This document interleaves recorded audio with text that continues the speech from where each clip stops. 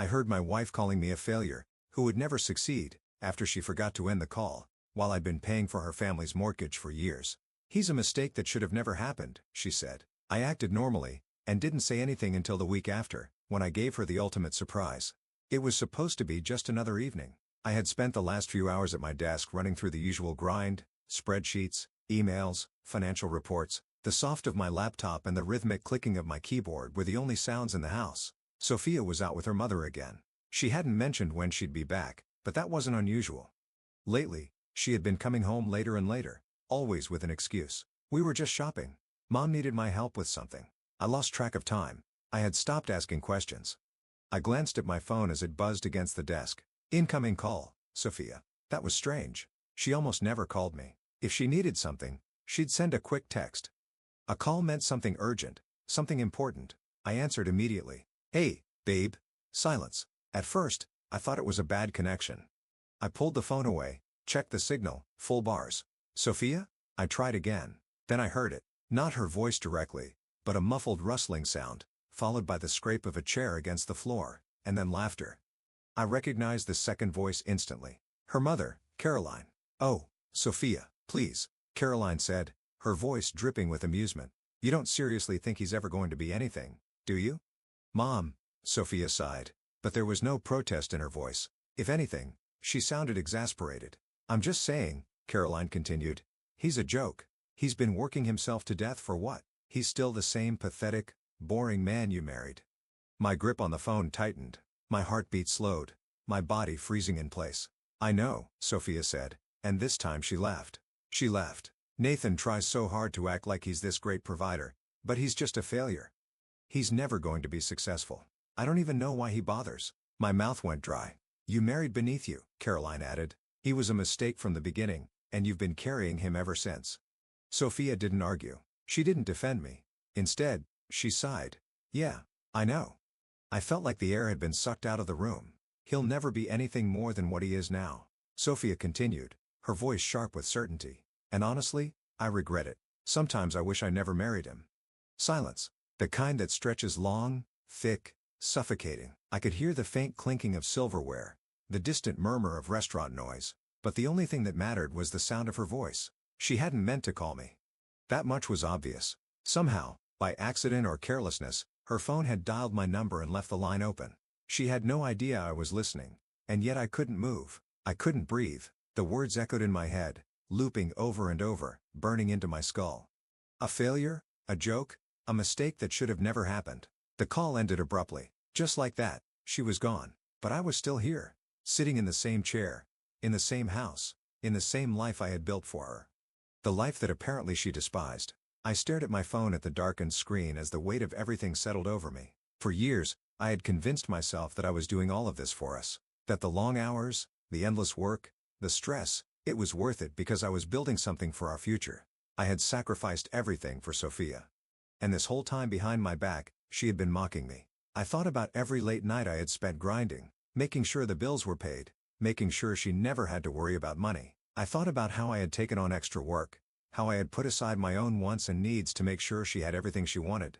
I thought about all the times she had looked me in the eye, kissed me, told me she loved me, knowing she didn't mean it. A slow hollow laugh escaped my lips. How had I been so blind? I had spent years trying to earn her respect, trying to make her proud, but she had never been proud of me. Not once. I had been fighting for something that had never existed. And now? Now I was done. Not just with her, not just with this marriage, with everything. I wasn't going to confront her. I wasn't going to scream or cry or beg for an explanation. No, I was going to teach her exactly what it felt like to underestimate me. Because there was one thing she didn't know. For years, she had lived in comfort, believing that her mother's house was safe, that her family was stable. What she didn't know was that I was the one keeping them afloat. What she didn't know was that I had been paying for her family's mortgage for 6 years. What she didn't know was that the house wasn't even theirs anymore. She thought I was nothing. She was about to find out exactly who she had been depending on all these years. And in 1 week, she was going to get the ultimate surprise. I didn't move for a long time after the call ended. I just sat there, staring at my phone, the screen dark, the silence in the room suddenly unbearable. I could still hear her voice in my head, her laughter, the absolute certainty in her words as she told her mother that I was nothing, that I was a mistake, that she regretted ever marrying me. The old me, the one who had spent years trying to be enough for her, might have been crushed. He might have spent the rest of the night staring at the ceiling, wondering what else he could do, how he could prove his worth, but that version of me no longer existed. Because while she had no idea what I had done for her, I now saw the truth. She didn't care. She never had. I exhaled slowly, setting my phone down with careful precision before reaching for my laptop. The familiar glow of the screen greeted me as I navigated through my files, past my investment portfolios, past my financial reports until I reached the folder labeled Stratford Holdings. I clicked it open. A series of neatly organized documents filled the screen. Ownership agreements, payment schedules, legal contracts, and at the center of it all, the mortgage for the house Sophia thought belonged to her mother. She had no idea. 6 years ago, Caroline, Sophia's mother, had been on the verge of losing everything. She had burned through her savings, mismanaged her finances, and ignored warning after warning from the bank. By the time she finally swallowed her pride and reached out for help, she was only weeks away from foreclosure. And I had been the good husband, the supportive son-in-law. I had stepped in not just by loaning them money. I had bought the mortgage outright. I had worked with my financial advisor, James, to ensure that Stratford Holdings, my investment company, became the legal lien holder on the house. Caroline never read the fine print. She hadn't cared who the payments were going to as long as the problem went away. She had simply assumed the bank had renegotiated her loan. And so month after month, she and Sophia had continued living in the home, blissfully unaware that every check they sent was going straight to me. But here's the part that really got me. They hadn't even been covering the full payments. For the last 6 years, I had quietly been covering the difference. Thousands of dollars every single month. And never, not once had I asked for a thank you. I hadn't done it for Caroline.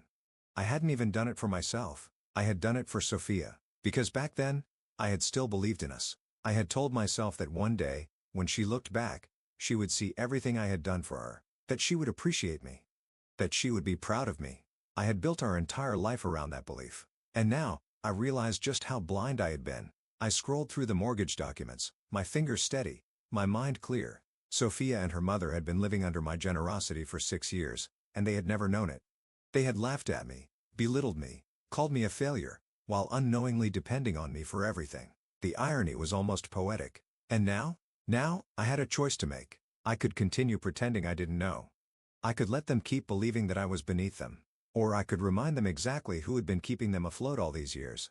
I leaned back in my chair, a slow, bitter smile tugging at the corner of my lips. This wasn't just about the money. This wasn't even about the house. This was about respect. For years, I had given everything without expecting anything in return. That ended now. I reached for my phone, scrolling through my contacts until I found James. I tapped his name. The line rang twice before he answered. Nathan. I wasn't expecting a call this late. What's up? I exhaled slowly, my mind made up. James, I need you to check something for me. Sure. What do you need? Pull up the latest mortgage payment for Stratford Holdings. I need to know if Caroline's check cleared this month. There was a brief pause, then the sound of clicking keys. Give me a second. Got it. Looks like the check was sent, but the funds haven't processed yet. If it bounces, they'll officially be in default. I nodded to myself. The piece is falling into place. And if they default, then Stratford Holdings can legally assume full ownership. They'll no longer be homeowners, Nathan. They'll be renters, month-to-month tenants. And if they miss rent, you can evict them immediately. I tapped my fingers against the desk, considering. James hesitated before adding, you never wanted to activate that clause before. What's changed? What's changed? Everything. I had spent years chasing validation from people who would never respect me. I had given freely, expecting nothing in return, believing that my hard work would eventually earn me a place in their eyes. I had sacrificed my own needs, my own pride, my own dignity, and for what? So they could laugh at me? So they could call me a failure while living under my roof? No, not anymore. I had worked too hard. I had given too much. Now, it was time for them to learn who they had been underestimating all these years. James, I said, my voice calm steady. Let me know the moment the check bounces. He didn't question me. Will do. I hung up. The decision was made. I wasn't going to warn them. I wasn't going to argue. I wasn't going to fight for their approval anymore. No. I was going to let them wake up one morning to the cold, hard reality. They thought I was a failure? Let's see how they felt when the man they had mocked for years was the one holding their entire future in his hands. I closed my laptop, pushed my chair back, and stood up. For the first time in a long time, I felt lighter. Because I had finally realized the truth. I didn't need them. They needed me. And soon, they were going to learn just how wrong they had been. I don't remember how long I stood there after ending the call with James. The weight of everything settled over me. Heavy but not crushing. Not anymore. It was strange how quickly clarity could set in. How a single moment, a single truth could change everything. For years, I had lived in ignorance. Not because I had been deceived but because I had deceived myself. I had spent so much time believing that if I worked harder, pushed further, proved myself, then one day, Sophia would look at me with pride instead of disappointment. That day would never come. And now, I didn't want it to because I finally saw what had been right in front of me all along. I was never the problem. I had spent years thinking I needed to do more, but it wouldn't have mattered. Sophia and her mother had never respected me, and they never would. Not because I hadn't worked hard enough, not because I wasn't successful enough, but because they had decided a long time ago that I was beneath them. And I had been too blinded by my own determination to see it. But now I saw everything. I sat back down at my desk, opening my laptop again, scrolling through the files under Stratford Holdings. This wasn't about revenge. This wasn't about getting even. This was about control. Because for too long, I had let them believe they had control over me. That was about to change. I leaned back in my chair, tapping my fingers against the desk. The pieces of the puzzle were falling into place, and for the first time in years, I was seeing the whole picture. Sophia believed she had trapped me. She thought I was weak. She thought I was so desperate to be loved that I would never walk away no matter what she said behind my back. That's what made this so much better. Because when the time came, when she realized the truth, she wouldn't just be surprised. She would be helpless. She would have nowhere to turn. And that, more than anything, would be my final gift to her. I glanced at the clock, almost midnight. Sophia still wasn't home. I wasn't surprised. Maybe she was still with her mother, laughing at me over glasses of wine, completely unaware that her entire world was about to change. I thought about texting her, a simple, innocuous message. "Hey, babe. Hope you're having fun. Let me know when you're on your way home." Something I had sent 100 times before. Something she would never think twice about. Because she still believed I was the same man she had always known. She had no idea that I was already making my next move. I smirked, shaking my head. Let her enjoy the moment. Let her believe nothing had changed. Because in a few days, she was going to wake up to a very different reality. And when she did, she would never see me the same way again. The next morning, I woke up with a clarity I hadn't felt in years. I wasn't angry. Anger was fleeting. It burned hot and fast, leaving destruction in its wake, but it didn't last. And I wanted this to last. I wanted every single moment of this to sink in. Not just for me, but for Sophia. She needed to learn. Not through shouting. Not through arguments, but through silence, through consequences, through watching her entire world crumble without ever realizing I had been the foundation holding it up. She came home late the night before. I had been awake, but I didn't say anything. I didn't ask where she had been. I didn't greet her, and she didn't seem to notice. Maybe she was too tired. Maybe she had gotten used to the quiet distance between us. Or maybe, just maybe, she was so secure in her own arrogance that she assumed I would always be there waiting. Waiting for her attention. Waiting for her approval. Waiting to be enough. I had spent years waiting. Now it was her turn. I left for work as usual, kissed her on the cheek as usual, and sent a casual, "Hope you have a good day" text as usual. She responded with a quick "You too, love you." Lies. I smiled to myself as I got into my car.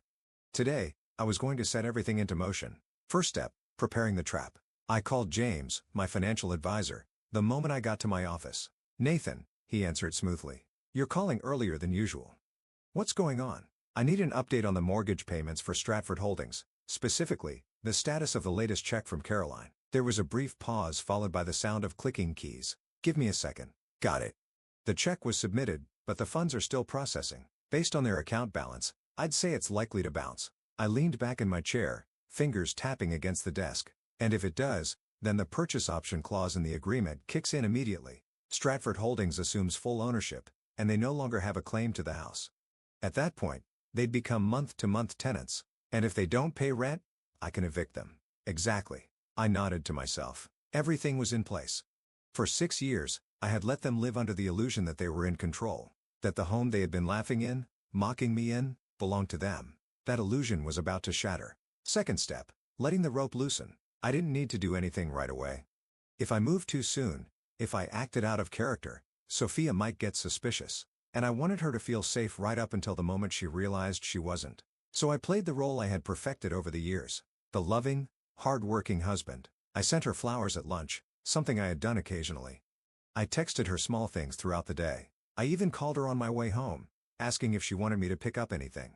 She left. She told me how sweet I was, how lucky she was to have me. And I smiled because I knew the truth. She wasn't lucky. She was living on borrowed time. Third step, the dinner invitation. That evening, as we sat at the table, she was unusually affectionate. Maybe it was the flowers. Maybe it was guilt. Maybe it was just habit, but she reached for my hand, squeezed it gently, and said, "Mom wants us to come over for dinner this Sunday." I didn't even blink. "Of course," I said, smiling. She smiled back, thinking nothing of it. She thought she was setting up a casual family meal. She had no idea she was setting up her own downfall. Fourth step, the final check. That night, after she fell asleep, I grabbed my laptop and sent a message to James. "Let me know the moment the check bounces." He responded almost instantly. "You'll be the first to know." I closed my laptop, leaned back, and exhaled. Everything was ready. In just a few days, Sophia and her mother would wake up in a different reality. They had spent years looking down on me. Now, they were going to look up and realize I was the one pulling all the strings. And the best part, they wouldn't even see it coming. Sunday arrived like any other day. The sun was out. The birds were chirping. And the world moved on as if nothing had changed. As if it wasn't the beginning of the end for Sophia and her mother. I got up, stretched, and made coffee like I always did. The rich aroma filled the kitchen as I leaned against the counter, watching Sophia from across the room. She was on her phone, scrolling through social media, a small smile playing on her lips. She had no idea that in a matter of hours, she'd be sitting at her mother's dining table, drinking wine, talking about their future, all while completely unaware that their future was already gone. She had no idea that while she slept last night, her mother's mortgage payment had bounced. And that meant one thing. The house no longer belonged to them. The confirmation. My phone buzzed in my pocket. I didn't have to check to know who it was. James. Still, I pulled out my phone, my thumb hovering over the notification for a second before I tapped to open the message. "James, check bounced. It's official. Stratford Holdings now owns the property outright." There it was. Not a surprise, not unexpected, but final. For the last 6 years, I had kept them safe without them ever knowing it. Now that safety was gone, Sophia had spent so long mocking me, dismissing me, believing I was nothing while living in a house I had kept afloat. Now, she was about to learn what it really meant to have nothing.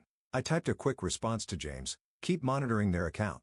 Let me know if they try anything." I slid my phone back into my pocket and took a sip of my coffee. Across the room, Sophia still had no idea that everything was falling apart around her. That was the beauty of it. I wasn't taking anything from her.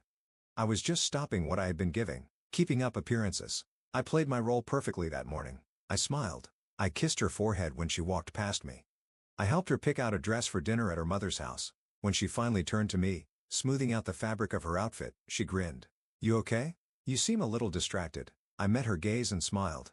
"Just thinking about work. Nothing big." She nodded, already disinterested, before glancing at the clock. "We should get going." She had no idea.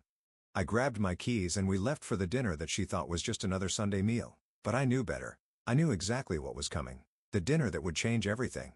We arrived at Caroline's house a little after 6. The house I owned. The house she had been so sure belonged to her mother. The irony was almost poetic. Caroline opened the door, a glass of wine in hand. Her usual fake smile plastered on her face. "Oh, Nathan. You actually made it. What a surprise." I returned her smile, my expression giving away nothing. "Wouldn't miss it." We stepped inside, the familiar scent of garlic and rosemary filling the air. The table was already set, candles flickering in the dim light. Sophia kissed her mother's cheek before slipping into the seat beside her, laughing about something I wasn't paying attention to because my focus was elsewhere. I was waiting for the moment when Caroline would check her mail, the moment when she would see the foreclosure notice. The moment when reality would hit her like a freight train. It didn't take long. Halfway through dinner, between bites of roasted chicken and wine refills, Caroline casually stood up and walked to the foyer, probably checking for some package she was expecting. That's when I saw it, the exact moment she found the letter. She picked up the stack of mail, flipping through it lazily until her eyes landed on the thick white envelope with the Stratford Holdings logo on the front. I knew exactly what it said. Notice of default, property ownership transfer, effective immediately. Current status, month-to-month tenancy. Failure to pay rent will result in eviction proceedings. She froze. Her wine glass slipped from her fingers, shattering against the floor. I took another sip of my drink, watching as her entire world collapsed in slow motion. The explosion. "Mom? What's wrong?" Sophia asked, concerned. Caroline didn't answer. She was too busy scanning the letter. her eyes widening.